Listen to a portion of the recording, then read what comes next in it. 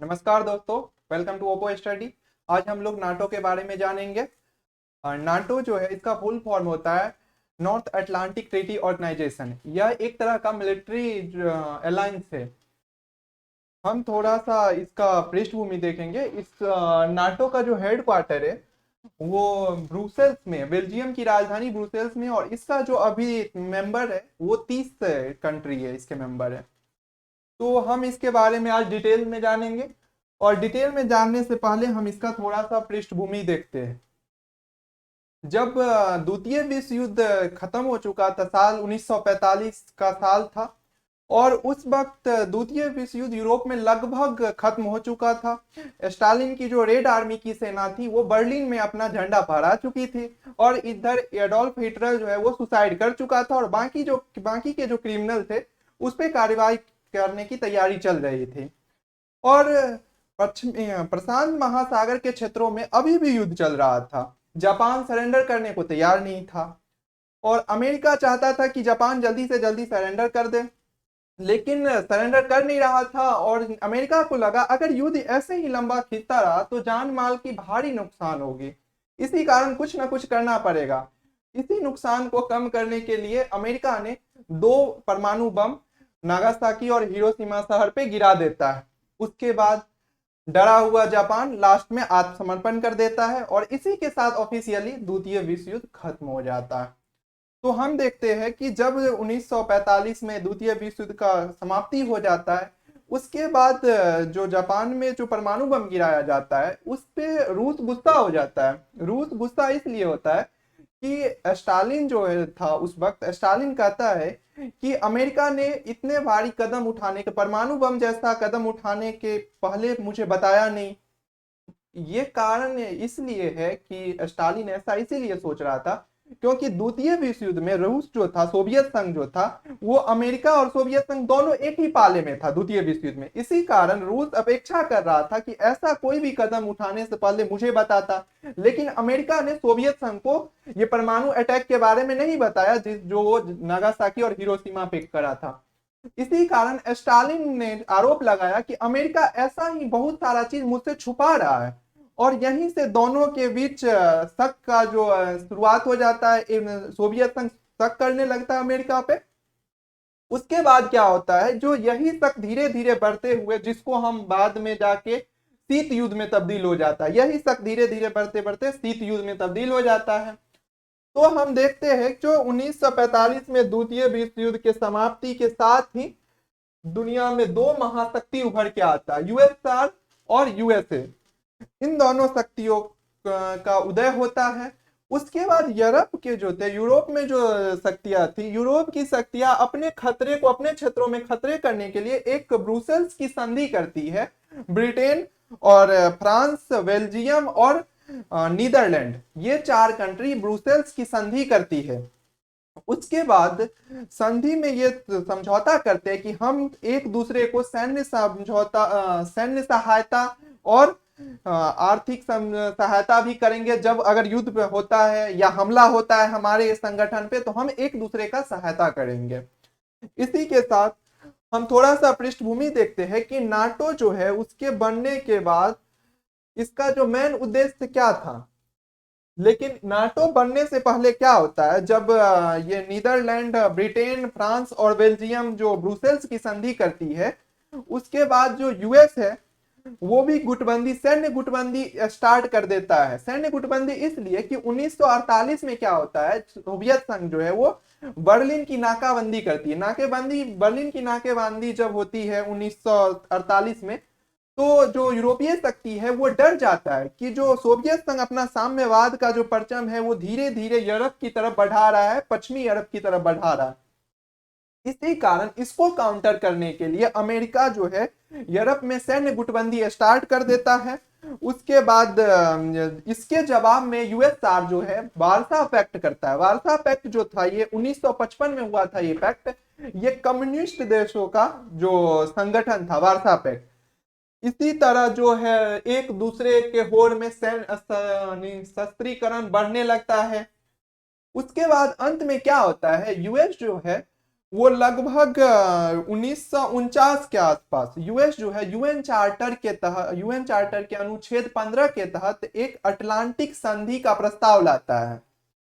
और वो प्रस्ताव लाने के बाद 4 अप्रैल 1949 में इसको यूरोपियन यूनियन के कुछ देश और USA, Britain, France, Netherland, Iceland, Denmark, Norway और यूएस समेत 12 कंट्री था जो इसको साइन करता है। जो अमेरिका जो ये प्रस्ताव लेके आता है यूएन के चार्टर के तहत, उस पे वो लोग हस्ताक्षर करता है। ये 12 देश, यूरोपीय कुछ देश और यूएस सब मिलके 12 देश मिलके एक प्रस्ताव पे साइन करता है। वहीं पे वो नाटो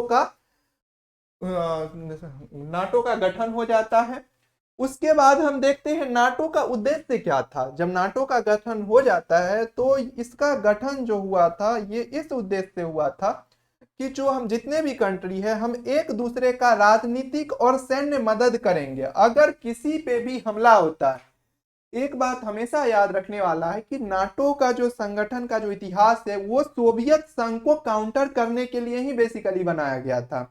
जो सोवियत संघ का जो साम्यवाद धीरे धीरे अपना विस्तार कर रहा था, वार्सा पैक्ट के तहत अपने देशों का जो साम्यवादी देशों का विस्तार कर रहा था, इसी कारण नाटो का अस्तित्व यहीं से स्टार्ट होता है कि इसी को काउंटर करने के लिए यूएस जो है वो यूरोपीय शक्तियों के द्वारा मिलके 1949 में नाटो का गठन हो जाता है, 4 अप्रैल 1949 को। तो उसके उद्देश्यों में यह था कि हम नाटो के जितने भी सदस्य हैं हम एक दूसरे का हेल्प करेंगे और सैन्य में अगर किसी पे भी हमला होता है, नाटो का जो संगठन है उसका जो बेस में है, नाटो का एक आर्टिकल 5 है जिसमें है कि हम सामूहिक सिद्धांत पे काम करेंगे। जो ये नाटो संगठन बना है उस पे अगर कोई भी देश हमला करता है तो हम मिलके उसका प्रतिरोध करेंगे, मिलके उसका सामना करेंगे। तो हम उस हमला होता है तो हम राजनीतिक और सैन्य मदद हम एक दूसरे का करेंगे। उसके बाद जो इसका नेक्स्ट है कि यूरोप में लोकतंत्र को बढ़ावा देंगे, आजादी, लोकतंत्र और मानवाधिकार है इसको हम बढ़ावा देंगे इसके तहत। उसके बाद जो नेक्स्ट है वो समुद्री सुरक्षा पे भी हम काम करेंगे और समुद्र से रक्षा से रिलेटेड जो संकट आएगा उसको भी हम लोग एक दूसरे के साथ साझा करेंगे और एक दूसरे का सहयोग करेंगे। उसके बाद जो नेक्स्ट होता है नाटो का उद्देश्य में वो आतंकवाद का भी सामना करने के लिए नाटो देश एक दूसरे के साथ प्रतिबद्धता जताई कि हम लोग आतंकवाद को खत्म करने के लिए साथ मिलके काम करेंगे। उसके बाद हम देखते हैं नाटो का कार्य क्या है। नाटो का कार्य है वो आतंकवाद की समस्या से निपटना है। उसके बाद शांतिपूर्ण विवादों का जो नाटो जो कंट्री है उसके अंदर अगर उसके एक दूसरे के बीच अगर विवाद होता है तो हम उसका शांतिपूर्ण तरीके से नाटो के तहत इसका विवादों का निपटारा किया जाएगा। उसके बाद हम सामूहिक सुरक्षा का सिद्धांत यही है। मान लीजिए अभी नाटो में 30 देश है। सामूहिक सुरक्षा का मतलब हुआ कि 30 देश में से अगर कोई भी एक देश पर हमला होता है तो ये तीनों देश मिलके उस पर अटैक करेंगे जो देश हमला करता है। तो यही है सामूहिक सुरक्षा का सिद्धांत नाटो का। और यही आर्टिकल 5 भी बोलता है, नाटो का आर्टिकल 5 वही है, सामूहिक सुरक्षा का सिद्धांत। उसके बाद जो संकट प्रबंधन, अगर नाटो कंट्री के बीच कोई राजनीतिक आर्थिक संकट आता है तो ये हम मिलके जो नाटो कंट्री है उसका प्रबंधन करेंगे। उसके बाद नाटो का एक और इंपॉर्टेंट काम है, अपने सारे देशों में जो सदस्य देश हैं वहां पे निशस्त्रीकरण को बढ़ावा देंगे। अब इसको थोड़ा डिटेल में समझते हैं। नाटो सभी कंट्री के पास परमाणु बम नहीं है, लेकिन इस शर्त पे नहीं है कि नाटो कंट्री में जो यूएस है उसके पास परमाणु बम है और वो बहुत सारे नाटो कंट्री में अपना जो परमाणु बम है वो डिप्लॉयड करके रखते हैं। तो मतलब निशस्त्रीकरण का सारे नाटो देश परमाणु बम नहीं बनाएंगे। अमेरिका अपना परमाणु बम इन नाटो देश में कहीं कहीं रखेंगे और उसका उपयोग नाटो देश के लिए भी फ्यूचर में किया जाएगा। अगर इस पे हमला होता है तो इधर से प्रतिरोध के लिए इसका यूज किया जाएगा। तो निशस्त्रीकरण भी इसका उद्देश्य है। और उसके बाद हथियार पे भी नियंत्रण रखेंगे कि जो नाटो के जो देश है, यूरोप के बहुत सारे देश जो है नाटो के मेंबर, वो अपने आर्थिक विकास पे काम करेंगे, ना कि हथियारों के होड़ में शामिल होंगे। ये संगठन जो होगा हथियार उसको मुहैया कराएगी जब भी जरूरत पड़ेगी, लेकिन देश अपना व्यक्तिगत रूप से वो हथियारों के होड़ में नहीं शामिल होंगे, अपना राजनीतिक और आर्थिक विकास करेंगे। उसके बाद देखते हैं नाटो का संरचना के बारे में जानते हैं।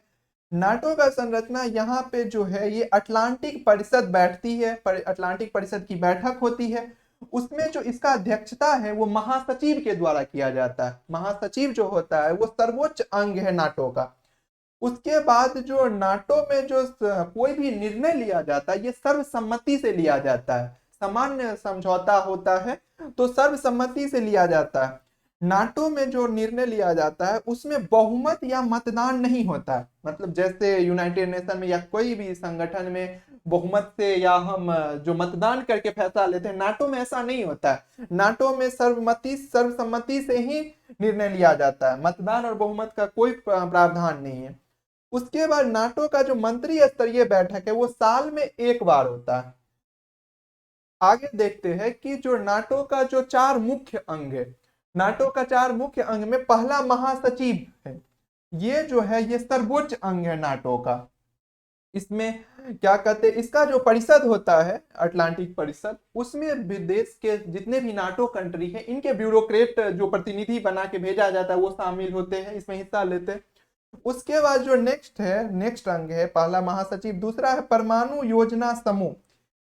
इस अंग का जो मेन उद्देश्य है ये परमाणु शक्तियों, परमाणु जो समझौतों है उसके बारे में बात विचार करना और डिसीजन लेना, उस पे ये निर्णय लेती है।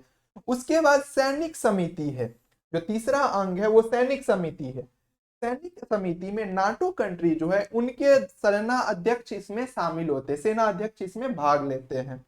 उसके बाद उप समिति है। उप समिति जो है नाटो का ये जो चौथा अंग है इसमें कूटनीतिक स्तर पे बात होती है, मतलब नाटो से रिलेटेड जितने भी कूटनीतिक मामले होते हैं, कूटनीतिक मामले में जो निर्णय लेती है वो यही उप समिति लेती है, जो नाटो का चौथा अंग है।